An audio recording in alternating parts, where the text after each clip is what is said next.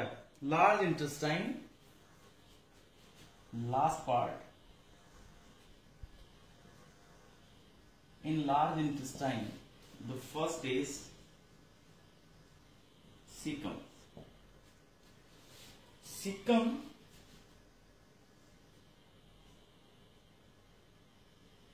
let this is ileum, the last part of small intestine, last segment of the small intestine. After this region is cecum.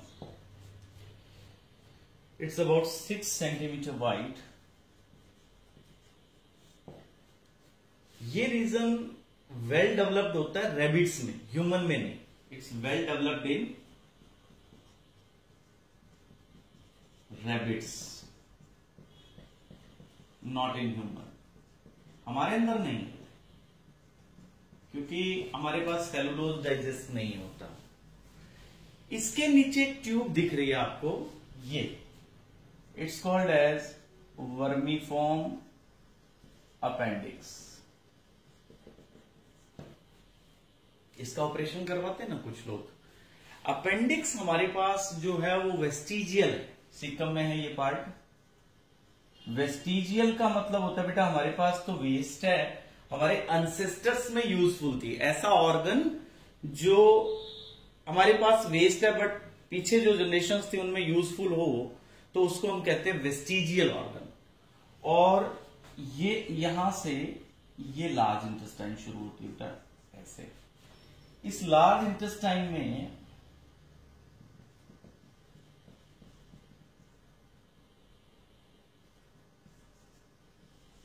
यहां पे एक valve है, इसको बोलते हैं ileocaecal valve. ये गार्ड करता है ओपनिंग को ताकि फूड पास होने के बाद बैक नहीं आए. इलियोसिकल वाल्व के बाद अब आगे जो ये सेकेंड रीजन यहां हम बना रहे हैं ये है बेटा कोलोन. तो कोलोन रीजन ये इस तरह से, ये 100 सेंटीमीटर्स है लेंथ में, और डेथ के बाद ऑटोप्सी में इसकी लेंथ हो जाती है बेटा 150 सेंटीमीटर.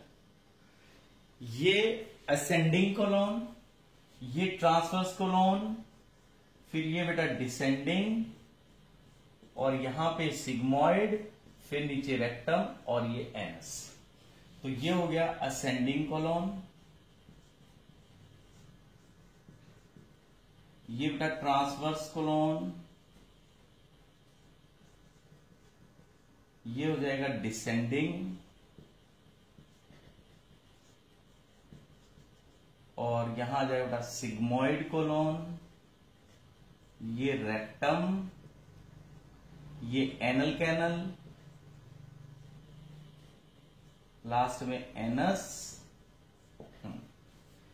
अब इसमें जो कोलोन है इसमें यहां पे ये लॉन्गिट्यूडनल मसल फाइबर्स हैं, 3 बैंड है मसल्स के.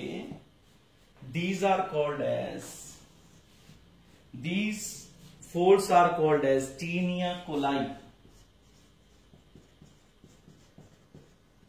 tinea coli. The band between, ये जो ascending और ट्रांसवर्स के बीच में ये बैंड है, इस बैंड को बोलते हैं बेटा हिपैटिक फ्लेक्सर.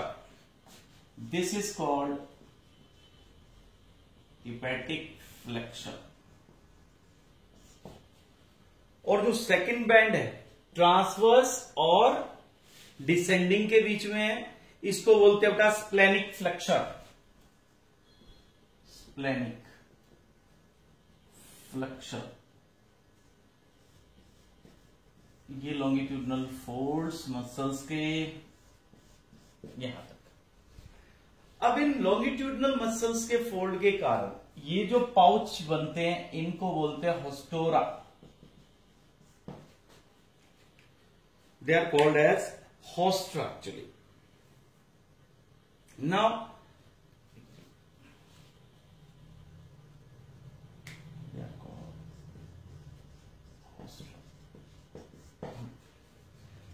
अब इसमें बेटा इस सिस्टम में यानी लार्ज इंटेस्टाइन में नो विलाई,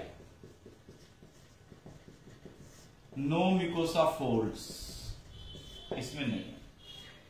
इसमें एक टाइप की कॉन्ट्रैक्शन होती है, उसको हम कहते हैं मास एक्शन कॉन्ट्रैक्शन। याद रखना आपने, mass action contraction in large intestine. यहां पे हमारा कोई डाइजेशन नहीं होता बच्चों। लार्ज इंटेस्टाइन लास्ट सेगमेंट है, इसके अंदर कोई डाइजेशन नहीं है। इसमें यहां पे माइक्रोबियल एक्शन होता है फूड पे। यहां हमारा वेस्ट चलता जाएगा, ऐसे वाटर रीअब्सॉर्ब होगा और वेस्ट आके इसमें स्टोर करेगा, किसमें? रेक्टम में। रेक्टम में यहां पे लास्ट में का रेक्टम, रेक्टम के अंदर स्टोरेज ऑफ फीसिस, इसमें फीसिस स्टोर होते हैं। इसमें एक बहुत पेनफुल कंडीशन आती है, इन्फ्लामेशन होता है, यानी जो रेक्टम के अंदर एक डिजीज आती है बेटा, आपने सुना होगा, दैट इज पाइल्स। यहां पे डिजीज है पाइल्स और इसको कहते हैं हीमोरॉइड्स, हीमोरॉइड्स या पाइल्स।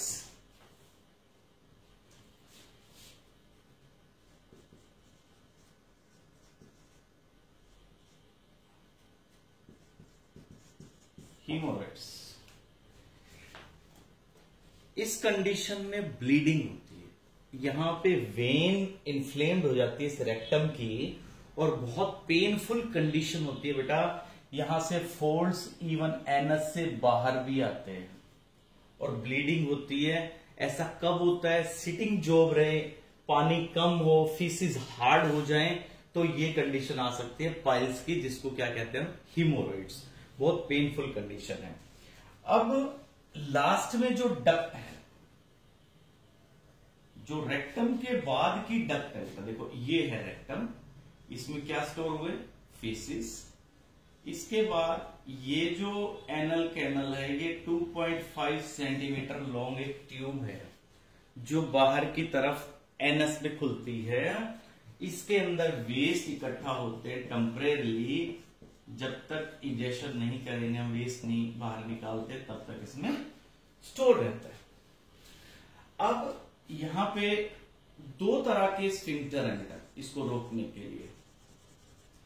अंदर जो इनर है वो होता है इनवॉल्यूंटरी, यानी ब्रेन खोलता है उसको, और बाहर वाला जो है वो है वॉल्यूंटरी, वो हम अपनी मर्जी से खोलते हैं। तो इसलिए जो डिफिकेशन प्रोसेस है, जो इजेशन है, जो वेस्ट निकालने का प्रोसेस है, ये साइकोलॉजिकल कंडीशन पे भी डिपेंड करता है।